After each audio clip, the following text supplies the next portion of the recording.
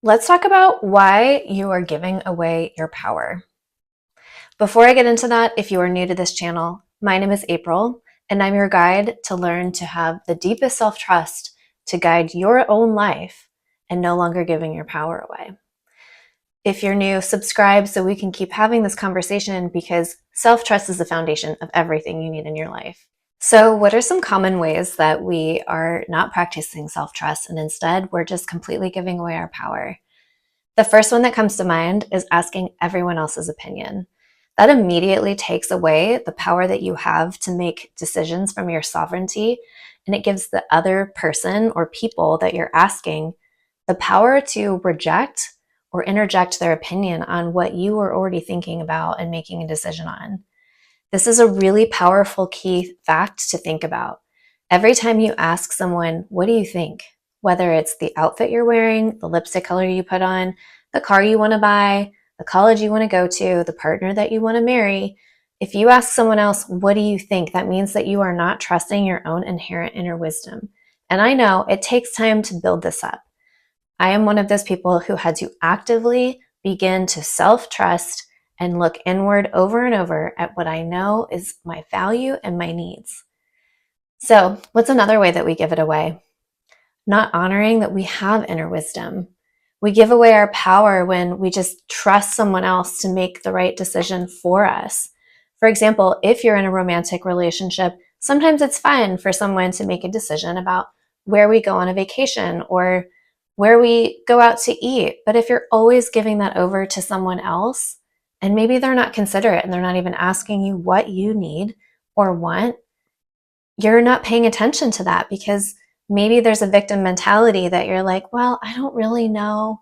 I don't know what to eat. I don't know what to do. And I don't trust myself. So I'm just going to lay that in their hands. That's giving them the power to run your life. And you have to be real with yourself and them. I don't actually enjoy doing something like that. Here's a really scary one that I've noticed I can fall into, and everyone can when we're worried about something turning out right. And that's fear-based decision making. That comes from a place where we're not trusting that we have wisdom. We're not trusting that we have enough experience in our life to make the decisions for what we need. And instead, we're making the decision from fear. We're afraid and projecting what will happen in the future. So we're not present with ourselves and honoring that there's something within us, our inner knowing, that will guide us to the right decision, regardless of the future outcome, because we don't know, and regardless of the past, which we did live, but it's the past, and being present exactly in this moment and sitting with yourself and saying, I actually trust myself. I know what direction I want to take. And you follow that until that direction doesn't make sense anymore. And it's okay if you change directions a couple times. That's what life is. And sometimes we go off and we explore somewhere over here, and that doesn't mean that you're doing anything wrong. That means you're being curious with life. We often corner ourselves or pigeonhole ourselves into the belief that we have to pick a path and follow that path for infinity. And the reality is that we can make a different decision at any moment, and especially one that aligns with our self-trust. Another way is constantly second-guessing yourself, self-doubt.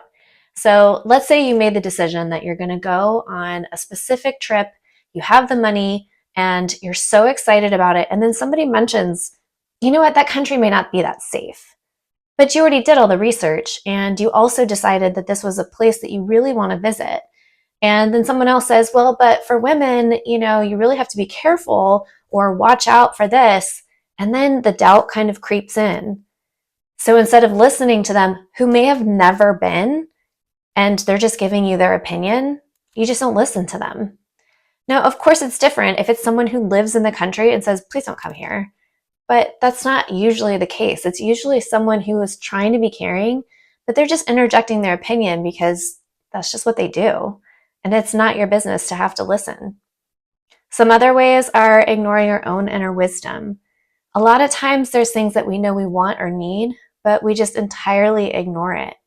For example, we might know that a certain activity or space for us isn't our thing, and somebody invites you to go, and maybe you want to make friends with this person, but You just know that's not something that will fill you up.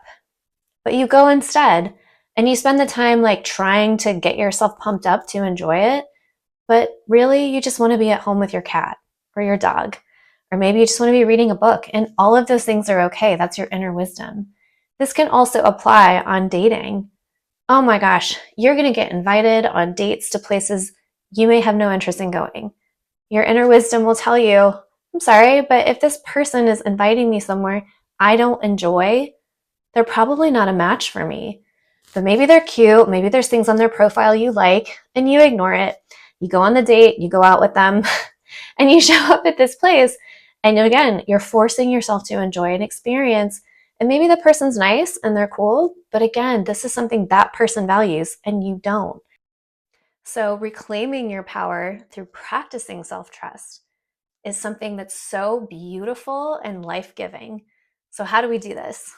This can be something as small as just making a decision about what you're wearing without asking anyone else what they think, buying an outfit and confidently embodying exactly that style or aesthetic that you've been wanting to do, but you've been maybe worried about the self-confidence piece or if it's right for your body type, but just putting it on and wearing it and saying, this is what I know I feel good in.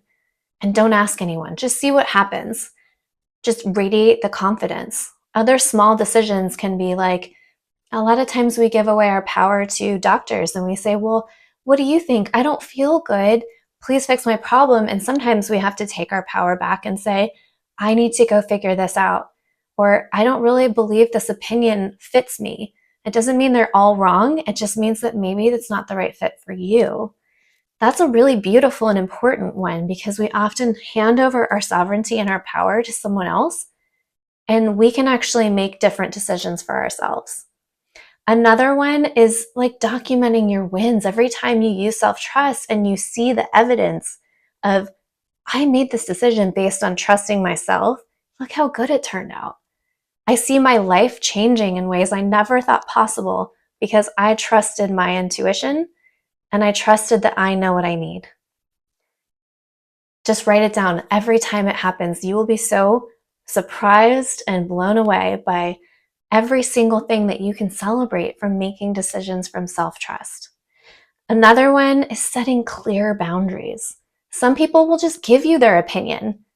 You have no reason to listen to them, especially if they live a life that you don't have the same values.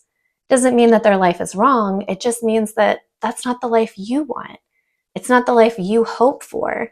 So it's totally okay to listen politely, nod your head, say thank you, and then completely forget it and ignore it. And just dive right back into your entirety of self-trust. Another one is just honoring your intuition. Hand over heart, looking at yourself in the mirror. If you're coming up with a difficult decision, and maybe it's like, do I break up with a boyfriend? Do I get married to this person? Do I go to this specific college or do this specific program that might help me with work? But there's also a financial factor. And you take in all the considerations for yourself. And then you take ownership of making that decision. And then there's no victim mentality at all because you didn't hand over the decision-making power to anyone else. It was entirely yours. You learn to find pure accountability for your decisions, and you actually feel pretty good. You can say, yeah, I made that decision. It didn't work out great, but likely if you're coming from a place of self-trust, it will work out for you because you're putting the energy of, I believe in my purpose here on this planet. I believe that I was brought here to live out a life that serves me so I can pour out to others. Because the more I'm fed and nurtured, the better I am for everyone else. It's such a beautiful circle.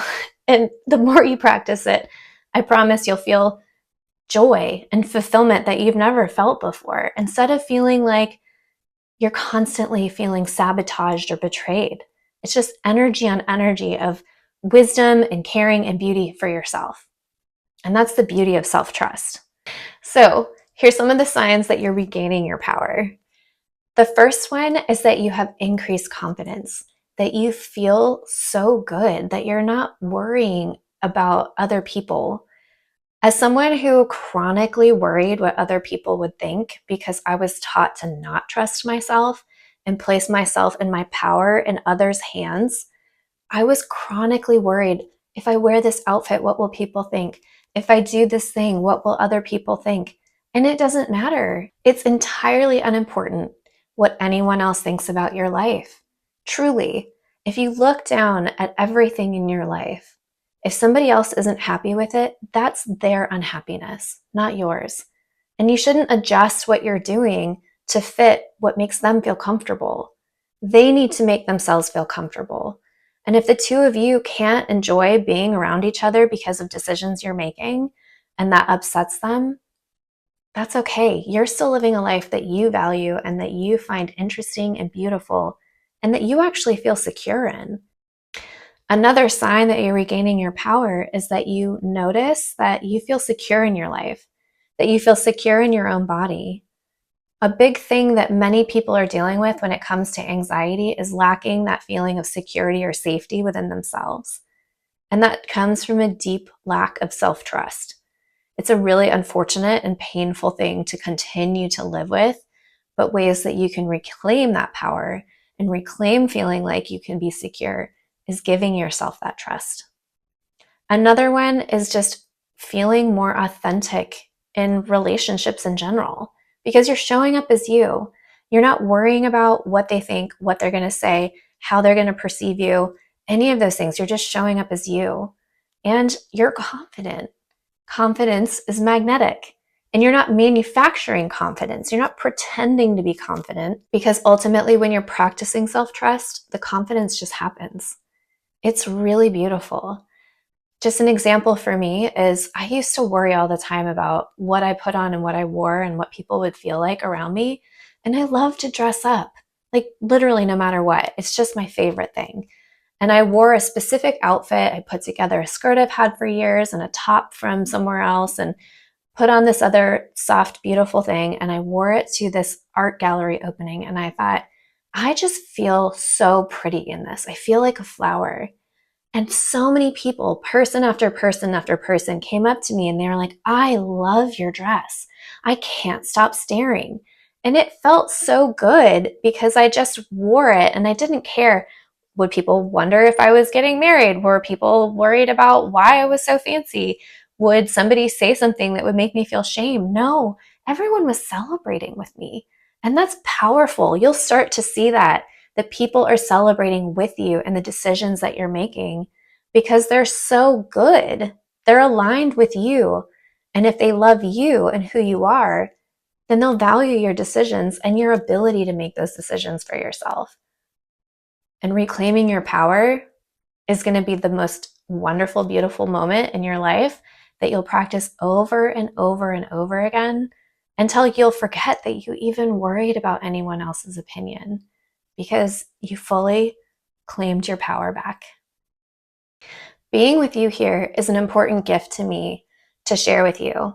I created this channel so I could spend time with you helping rebuild your self-trust. And to me, if I can get millions of people to do that, that would be the best thing that ever happened in my life.